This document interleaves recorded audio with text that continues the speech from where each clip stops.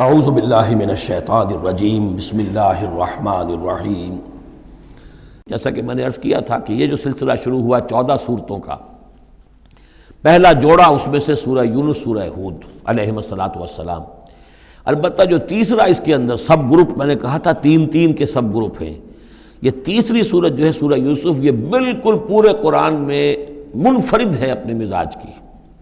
اس کے ساتھ جزوی سی مشابہت آئے گی ایک صورت کی، وہ میں بعد میں عرض کروں گا۔ اس وقت یہ ہے کہ اس کو نوٹ کیجئے کہ اب تک ہم نے پڑھا ہے جو در حقیقت انباء الرسل کا مضمون ہے، جو ضائع شد و مت کے ساتھ آیا ہے۔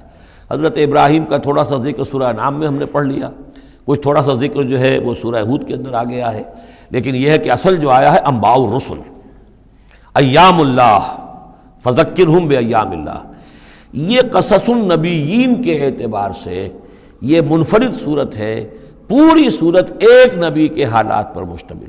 قرآن مجید میں اس کی کوئی اور مثال نہیں۔ پھر یہ کہ اس میں وہ رنگ ہے ہی نہیں کہ حضرت یوسف علیہ السلام نے یہ دعویٰ کیا ہو کہ میں رسول ہوں، مجھے مانو، میری اطاعت کرو، اور وہاں کی جو قوم تھی اور بادشاہ جو تھا اس سے کوئی تعاون نہ کیا ہو، کچھ نہیں، وہ انداز ہی نہیں مانو گے تو عذاب آئے گا، کچھ نہیں۔ تو نبی میں اور رسول میں جو فرق ہوتا ہے وہ بھی آپ کنٹراسٹ اچھی طرح سمجھ لیجئے۔ حضرت یوسف نبی تھے، رسول نہیں تھے۔ رسول بنا کر جسے بھیج دیا جاتا تھا وہ تو پہلے کہتا تھا مجھے مانو، میری اطاعت کرو، ان اعبدوا اللہ واطیعون، اللہ کی بندگی کرو، میری اطاعت کرو، اللہ اللہ اور خیر صلی اللہ، اس کے بعد اگلی بات ہوگی۔ لیکن نبی کا معاملہ یہ نہیں ہوتا۔ نبی جیسے کہ مصلح ہوتے ہیں، نیک لوگ ہوتے ہیں، اولیاء اللہ ہوتے ہیں، خاص اللہ تعالیٰ کے برگزیدہ بندے ہوتے ہیں۔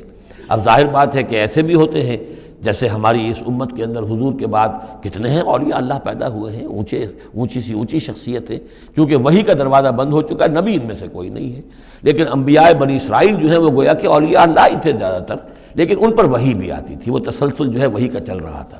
لیکن رسول وہی تھے کہ جنہیں تعین کے ساتھ کسی قوم کی طرف بھیج دیا جائے۔ حضرت یوسف کے جو یہ واقعات یہاں آ رہے ہیں اس تفصیل کے ساتھ، اور پوری صورت نازل ہوئی ہے، اس کا ایک سبب ہے۔ میں نے آپ سے عرض کیا تھا کہ یہ جو آخری دور تھا مکی، آپ کے قیام مکہ کے دور کا، زمانے کا، تو اس میں یہ کہ چیزیں پہنچ چکی تھی مدینے میں بھی خبریں، اور مدینے میں اہل کتاب کے یہود کے کان کھڑے ہو گئے تھے۔ اب انہیں تو امید تھی، منتظر تھے، نبوت تو آخری ظاہر ہونے والی ہے، لیکن سمجھتے تھے ہم میں سے ہوگا۔ یہاں بات بالکل جو ہے وہ تلپٹ ہو رہی ہے، لہذا وہ اب کچھ نہ کچھ شوشے چھوڑتے رہتے تھے اور انہیں کہتے تھے اپنے پیغامات کے ذریعے سے کہ اچھا تمہارے ہاں سنا کسی نے نبوت کا دعویٰ کیا ہے، اچھا تو اس سے یہ سوال پوچھو کہ یہ ابراہیم تو آباد تھے فلسطین میں، یہ جو یہودی بنی اسرائیل ہے یہ مصر میں کیسے پہنچ گئے، جو وہاں سے پھر حضرت موسیٰ ان کو نکال کر لے کر آئے، لیکن کیسے پہنچے، پہنچنے کا سبب کیا تھا، کیا ماجرا تھا؟ یہ اب تاریخ کا ایک سوال تھا جو انہوں نے کر دیا۔ اس کے جواب میں اللہ تعالیٰ نے یہ صورت نازل فرما دی، اور اس قدر خوبصورت انداز میں نازل کی ہے۔ اور میں آپ کو ایک اور بات بھی بتا دوں کہ میرا قرآن مجید کے ساتھ جو معنوی تعارف ہوا ہے پہلی مرتبہ صحیح معنی میں، وہ اسی سورہ یوسف کے حوالے سے ہے، اور سورہ یوسف کی تفہیم القرآن مولانا مودودی کی۔ 1947 میں میں میٹرک کا امتحان دے چکا تھا، ہمارا رزلٹ بھی آ چکا تھا، لیکن یہ کہ اس کے بعد وہ فسادات کیا قتل عام شروع ہوا مسلمانوں کا مشرقی پنجاب میں۔ میں حصار میں تھا، تو حصار اس شہر کا نام تھا، لیکن ہم اس میں محصور بھی ہو گئے۔ تقریباً 1.5 مہینہ ہم نے مورچے بنا لیے اور اپنی حفاظت کرتے رہے۔ اس دوران میں ظاہر بات ہے کرنے کا کوئی اور کام تھا، وہ تو جو بھی مورچوں پر جن کی ڈیوٹی ہے وہ مورچوں پر کھڑے ہیں، باقی کوئی کام نہیں۔ تو میں اور میرے بڑے بھائی اس زمانے میں پھر ایک مسجد کے اندر بیٹھ کر، چونکہ انہوں نے بھی، وہ مجھ سے تو ویسے 6 سال بڑے ہیں، انہوں نے بھی جب میٹرک کیا تھا تو عربی پڑھی تھی، اور میں نے تازہ میٹرک کیا تھا اور میرے پاس بھی عربی کا مضمون تھا، تو پھر یہ ہم پڑھتے تھے۔ اور ترجمان القرآن جو مولانا مودودی کا رسالہ تھا، اس میں ان دنوں تفہیم القرآن میں یہ سورہ یوسف کی تفسیر شائع ہو رہی تھی، تو ان دنوں ہم مسجد میں بیٹھ کر یہ سورہ یوسف تفہیم القرآن سے، پھر چونکہ مجھے کچھ عربی آتی تھی اور تازہ تھی، اچھی تھی، تو اس میں یہ کہ ہماری گفتگو بھی ہوتی تھی، مذاکرہ کرتے تھے۔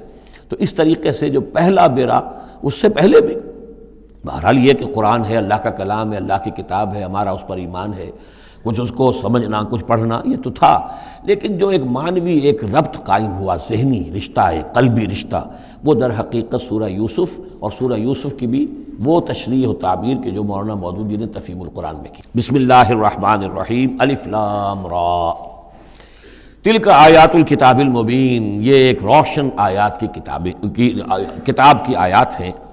انا انزلناہ قرآنا عربیا، ہم نے اس کو نازل کیا ہے عربی قرآن بنا کر۔ کس کو نازل کیا ہے؟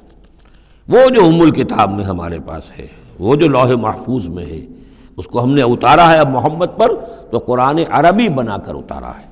لعلکم تعقلون، تاکہ اے عربو، اے عرب کے رہنے والو، اے امیین کہ جن کی طرف اولین بعثت ہمارے رسول کی ہوئی ہے، تم اچھی طرح سمجھ سکو۔ نحن نقص علیک احسن القصص، اے نبی ہم آپ پر بیان کرنے لگے ہیں بہترین بیان۔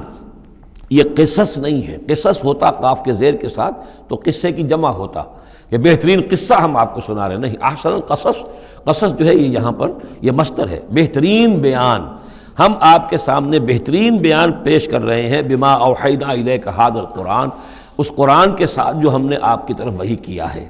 وَإِن كُنتَ مِن قَبْلِهِ لَمِنَ الْغَافِلِينَ، اور یقیناً آپ اس سے پہلے، اس قرآن میں اس قصے کے آنے سے پہلے، قرآن میں اس بیان کی آمد سے پہلے، وحی سے پہلے آپ یقیناً بالکل ناواقف تھے، غافل تھے، آپ کو کچھ معلوم نہیں تھا کہ یہ حضرت یوسف کیسے وہاں پہنچے اور بنی اسرائیل کیسے پہنچ گئے۔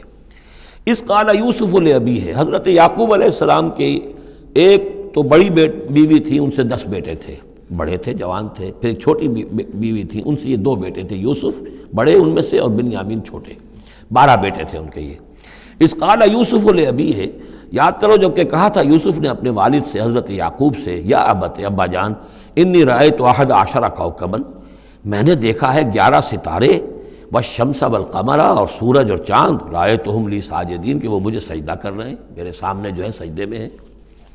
قال یا بنی لا تقصص رؤیاک علی اخوتک، حضرت یعقوب علیہ السلام نے اس بات کو سمجھ لیا کہ یہ 11 بھائی اور یہ میں ماں باپ، ہمارا کوئی خاص معاملہ ہونے والا اس بیٹے کے ساتھ، اور اللہ تعالیٰ اس بیٹے کی کوئی خاص فضیلت ظاہر کرنے والا ہے، لہذا فرمایا کہ یہ اپنا بیان لا تقصص رؤیاک علی اخوتک، اپنے بھائیوں کے سامنے بیان نہ کر دینا، فیکیدوا لک کیدا، تو وہ تمہارے خلاف کو سازش کریں گے، اس لیے کہ ان میں پھر حسد کی آگ بھڑک اٹھے گی، اور وہ سوچیں گے کہ اللہ تعالیٰ نے یہ فضیلت اگر کوئی رکھی تو ہماری بجائے وہ اس یوسف کے لیے رکھی ہے، تو اس سے کہ تمہیں کوئی غضب پہنچ جائے گا۔